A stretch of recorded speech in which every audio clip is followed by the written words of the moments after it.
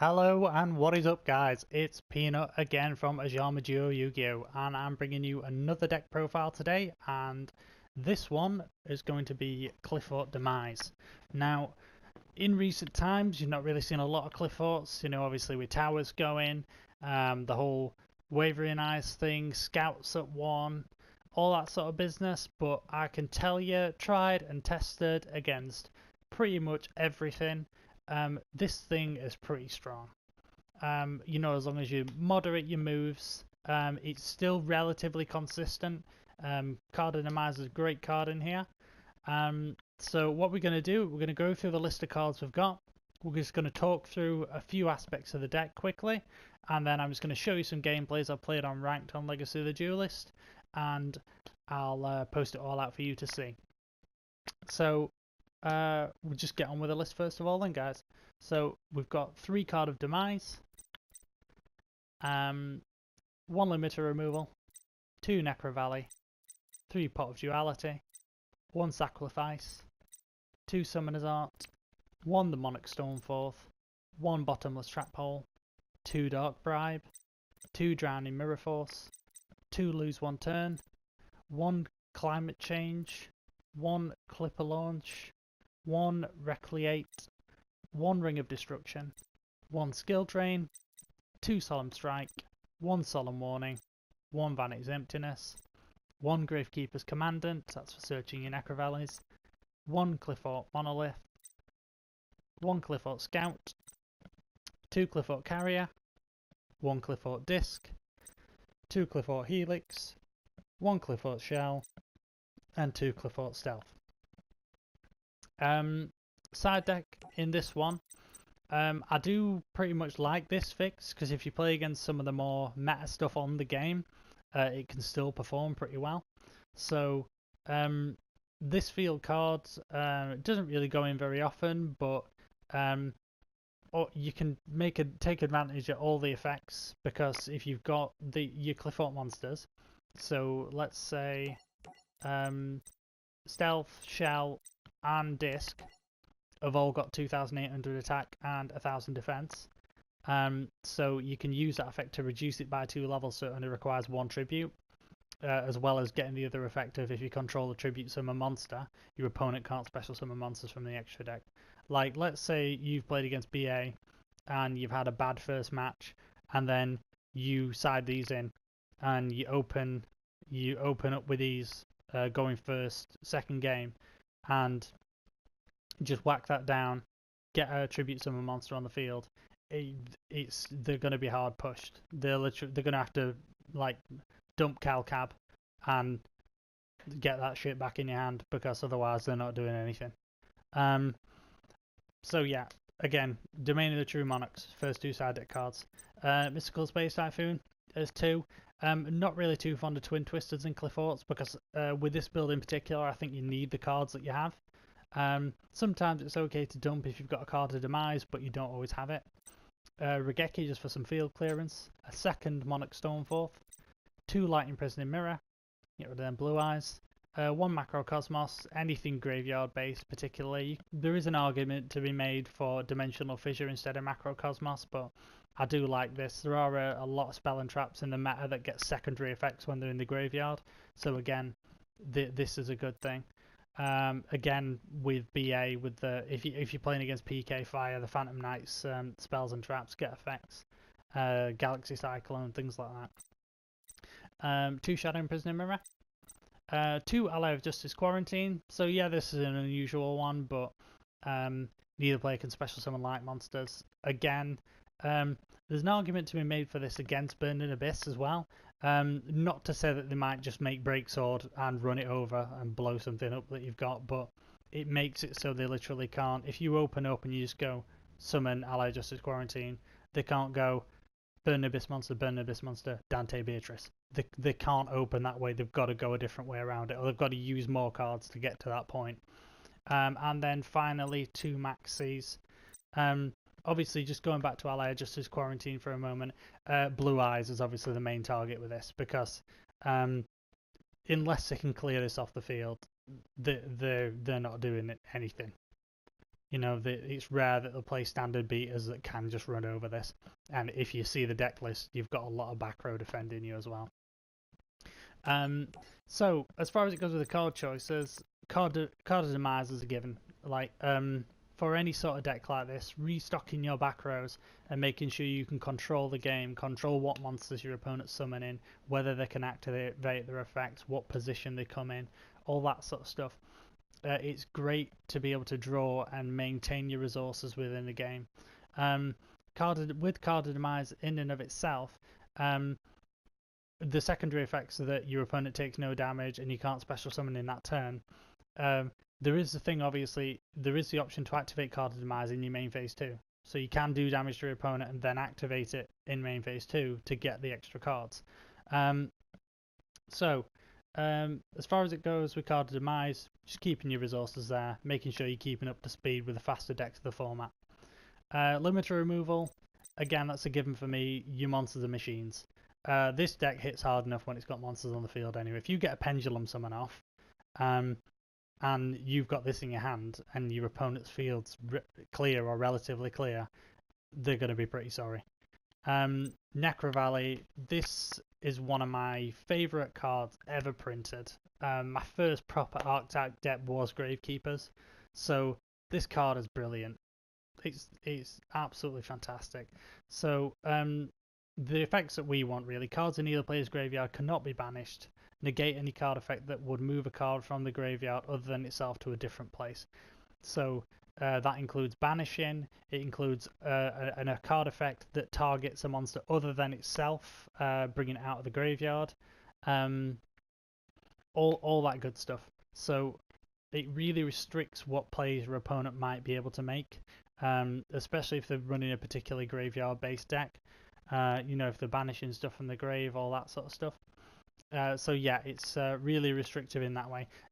If you play against Domain Monarchs and you open up and you go Necro Valley, they've got a harder time automatically. Like, they will try and get rid of that as soon as they can, because there's stuff like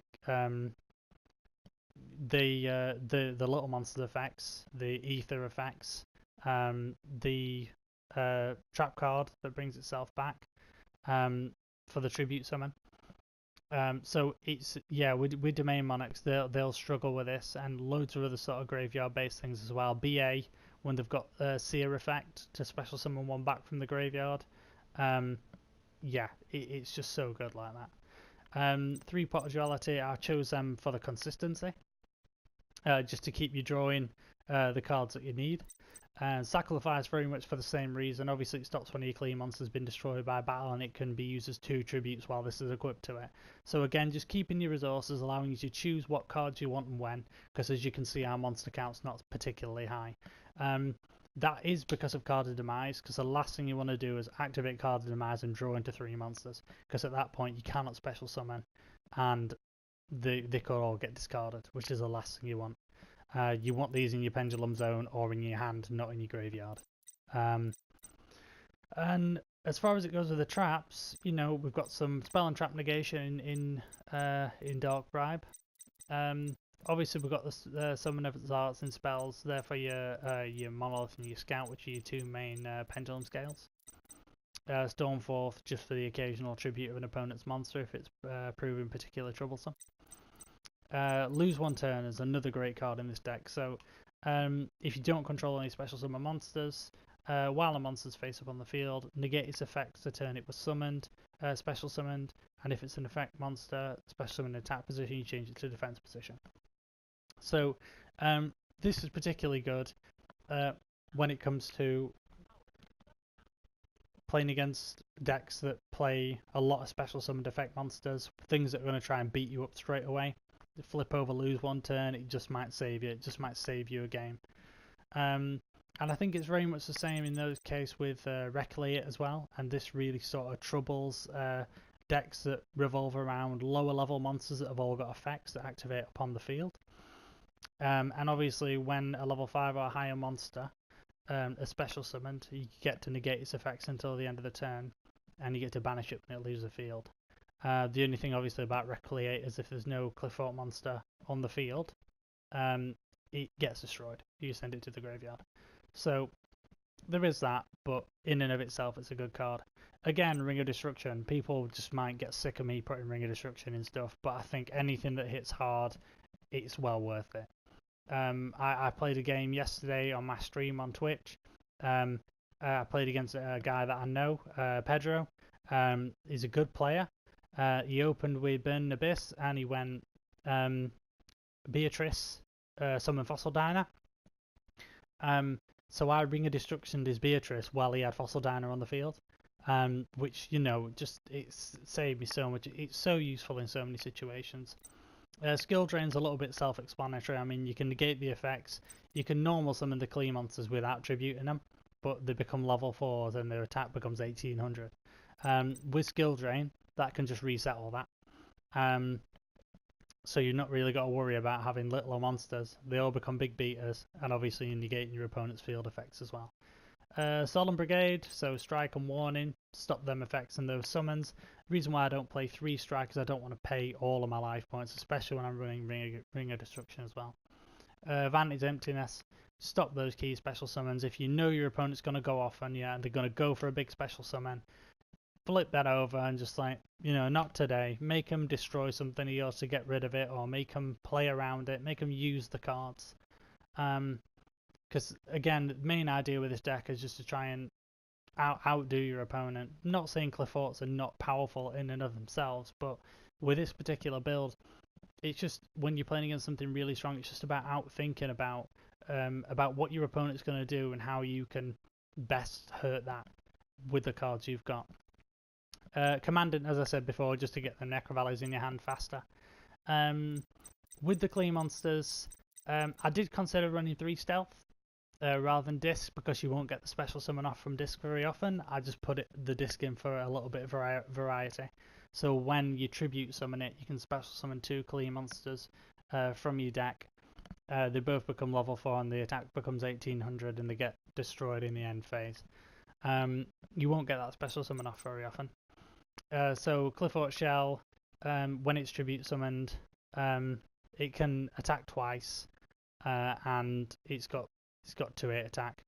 You know what I mean? And it's got piercing as well.